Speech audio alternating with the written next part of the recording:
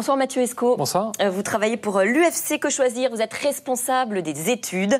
Mauvaise surprise pour ceux qui ont prévu de faire leurs courses en fin de semaine au supermarché. Les prix de centaines de produits de grande consommation vont flamber. Mathieu Escaut, est-ce que vous pouvez nous dire quels produits sont concernés? Est-ce qu'ils sont tous concernés de la même façon? Non, d'abord, ce seront les produits alimentaires qui vont être concernés uniquement. Et ça va être les produits qui sont les produits d'appel, ceux qui sont vendus justement à des niveaux de marge assez faibles. Donc c'est tous les produits de grandes marques que tout le monde connaît sur les produits alimentaires transformés. On parle d'une hausse, pardon je vous coupe, on parle d'une hausse d'en moyenne 6%. C'est quand même une sacrée hausse. Voilà, l'étude qu'a publiée ce matin Le Parisien. Ils sont allés comparer différents produits qu'on retrouve souvent dans nos caddies. Et voilà les hausses prévues pour 3 produits qu'on a sélectionnés nous pour vous.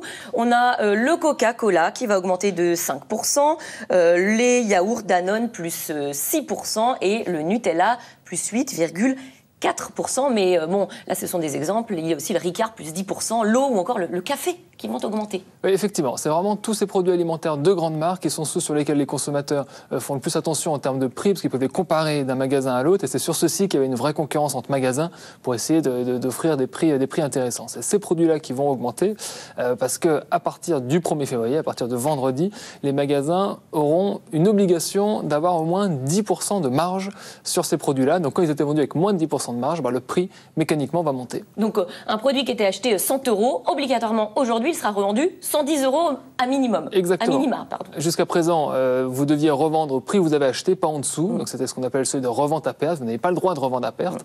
Et dorénavant, ce seuil va être remonté de 10%. Donc pour un certain nombre de produits, ça fait des hausses très conséquentes de prix. Et ça concerne tous les magasins? On parlait là de supermarchés, mais... Alors, la règle concerne tous les magasins. Mais en réalité, quels sont ceux, il faut se demander lesquels aujourd'hui arrivent à vendre certains produits avec moins de 10% de marge. C'est quand même des niveaux de marge très faibles.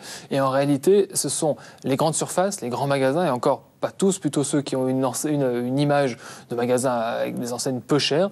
Et discount, tous les magasins. Alors, les grandes surfaces et les grands magasins, et puis les magasins de premier prix, les hard discount, qui eux aussi vendent beaucoup de produits avec des niveaux de marge faibles. C'est vrai qu'un petit magasin, une petite supérette de centre-ville ou un petit supermarché de centre-ville, normalement est plus cher et vend très peu de produits à moins de 10%. Donc ceux-là verront finalement assez peu leur prix augmenter. Donc ça va toucher finalement davantage les populations qui vivent dans les périphéries, dans les banlieues, plutôt que dans les centres-villes. Oui, très clairement, c'est une mesure qui, encore une fois, sur le papier, est la même partout sur le territoire, mais dans les faits, va concerner les consommateurs qui font leurs courses, donc plutôt classe moyenne, effectivement, et populaire, qui font leurs courses dans les grandes surfaces peu chères et dans les magasins de hard discount, donc beaucoup la province et les périphéries Le ministre de l'Agriculture, Didier Guillaume, lui tempère ces hausses en disant que ça toucherait seulement, ce sont ses mots, 4% des produits, à peine 500 produits sur 13 000. Vous avez chiffré l'impact de ces augmentations sur le pouvoir d'achat des Français?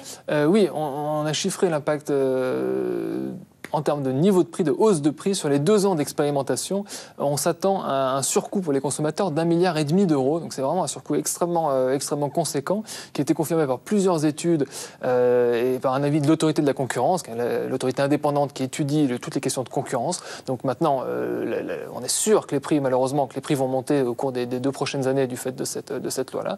Et c'est vraiment des niveaux importants. Donc produit par produit, les hausses peuvent être assez spectaculaires, jusqu'à 10% de hausse, ça fait quand même beaucoup.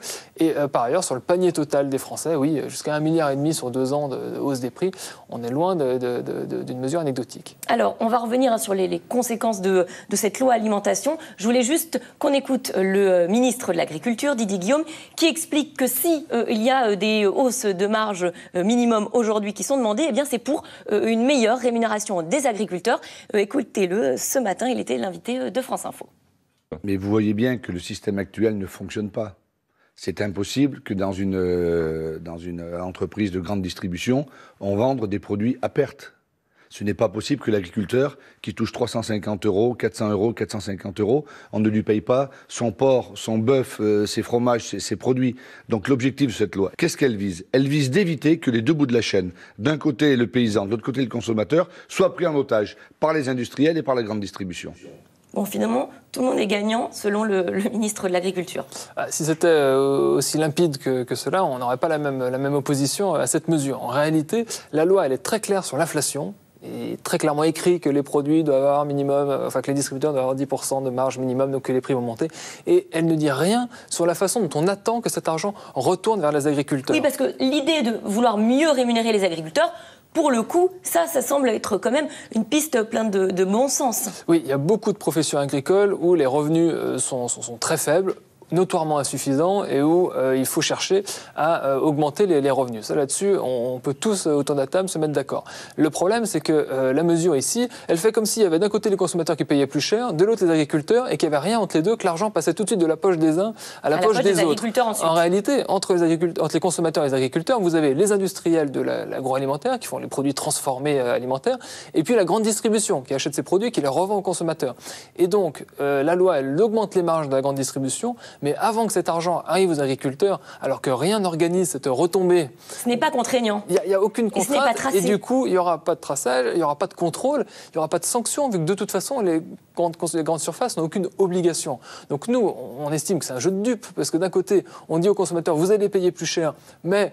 C'est pour aider les agriculteurs, à la bonne cause, donc les gens sont prêts à faire des efforts pour ça. Mais en réalité, c'est pas ça qui va se passer. Ça va être la grande distribution qui va augmenter ses marges. Et j'ajouterais un petit point historique pas inintéressant. Dans les années 90, ça remonte, c'est il y a 20 ans, il y a eu une mesure techniquement un tout petit peu différente, mais qui avait ce même effet de remonter comme ça le seuil de revente à perte. Ce qui s'est passé derrière, c'est qu'on a eu une inflation qui était bien supérieure en France sur les produits alimentaires qu'ailleurs en Europe, et deux, une hausse des marges de la grande distribution qui avait été jamais vue. C'était l'INSEE qui l'avait dit et qui a très bien tracé, pour le coup, avec du recul, le fait que la hausse du seuil de revente à perte, donc la mesure actuelle, elle s'était traduite par des hausses des prix et par des hausses de marge de la grande distribution. Aider les agriculteurs. Et c'est pas les agriculteurs qui en tout cas, on peut l'espérer. Aujourd'hui, Lactalis a fait savoir que grâce à de nouvelles négociations, eh bien, ces prix avaient été revalorisés et que ça allait permettre à 12 000 éleveurs d'être mieux payés. Écoutez, c'est une bonne nouvelle. Ce genre d'accord, il peut effectivement survenir dans les prochaines semaines, parce qu'aujourd'hui, tous les acteurs sentent bien qu'ils sont sous le feu des projecteurs. Tout le monde regarde ce qui se passe et va étudier de près. Mais le problème, c'est que cette mesure, pour l'instant, elle est prévue sur 2 ans, elle peut se pérenniser par la suite.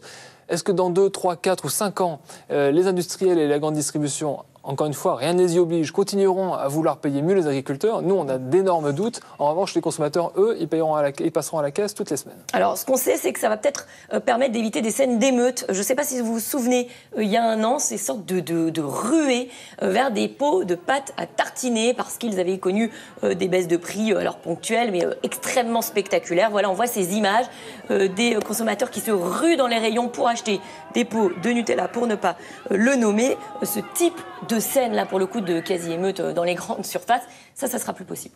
Oui, parce que la loi prévoit par ailleurs un encadrement des promotions pour éviter justement des promotions extrêmement agressives comme celle-ci. Je crois que c'était du moins 70%, donc effectivement, c'était quand même des promotions très fortes. Donc elle a voulu la loi a voulu mettre un frein à ce genre de pratiques. C'est pas tant ça le problème, ce genre de super promotions. Déjà, elles sont très ponctuelles, et puis les magasins se rattrapent sur d'autres produits. Bon, c'est pas forcément trop ça le sujet.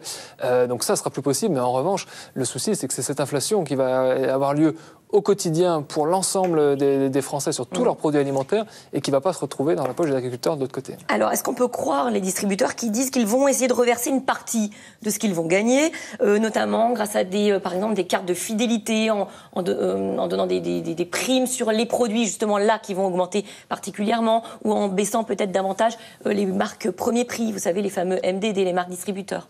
Déjà, il y a une contradiction. C'est-à-dire que si on dit qu'il faut qu'ils augmentent leur marge pour pouvoir redonner aux agriculteurs et qu'ils le redonnent tout de suite aux consommateurs, ça ne marche pas, première chose. Deuxièmement, certains acteurs qui ont annoncé ce genre de mesure sont ceux qui ont soutenu pendant les négociations très fortement cette mesure. C'est un peu difficile de dire on veut que les prix augmentent et après de dire oh là là, les prix augmentent, on va essayer d'aider les consommateurs. Donc nous, on ne pense pas que ces mesures elles vont être ponctuelles au moment du lancement parce que tout le monde en parle. Vous allez être vigilant. Nous, on va surveiller bien sûr ce qui va se passer, mais on ne croit pas que majoritairement on va avoir cette action de la grande distribution pour contenir les prix. Eh bien merci. Merci à vous, Mathieu Escaut, d'être venu sur notre plateau. Tout de suite, c'est dans l'air avec Caroline Roux qui revient sur le Brexit qui n'en finit pas de secouer le Royaume-Uni.